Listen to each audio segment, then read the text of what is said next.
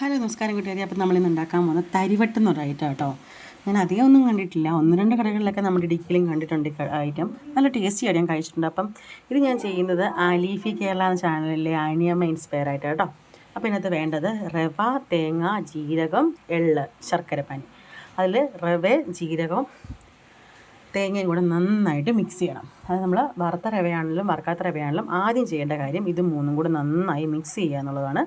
കൈ നന്നായിട്ട് ഞെരടി നന്നായിട്ട് മിക്സ് ആക്കിയ ശേഷം അതിനൊരു 5 മണിക്കൂർ റെസ്റ്റ് ചെയ്യാൻ വെച്ചിട്ട് ഒരു പാനിലേക്ക് ഇട്ടിട്ട് ഇത് നന്നായിട്ട് വറുക്കുന്ന നല്ല ബ്രൗൺ കളർ ആവുന്ന വരെ വറക്കണം. ഒത്തിരി അങ്ങ് വറുത്ത് കരിഞ്ഞു പോയത് ടേസ്റ്റ് മാറും.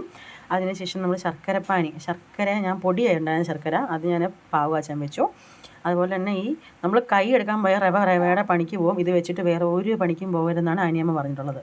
അപ്പോൾ നമ്മുടെ ശർക്കരയും റെഡിയായി. ഈ വറക്കേണ്ട ഐറ്റവും വറുത്തെടുത്ത് വെച്ചു. അതിനുശേഷം നമ്മൾ ഈ പാവ് കാഴ്ച ശർക്കര ഒരു ഇതിലേക്ക് എടുത്തിട്ട് ഒരു പാത്രത്തിലേക്ക് അരിച്ചൊഴിച്ചിട്ട് അത് ഈ മാവിലേക്ക് ചേർക്കണം. മാവിലേക്ക് ചേർത്ത ശേഷം നന്നായിട്ട് മിക്സ് ചെയ്യണം.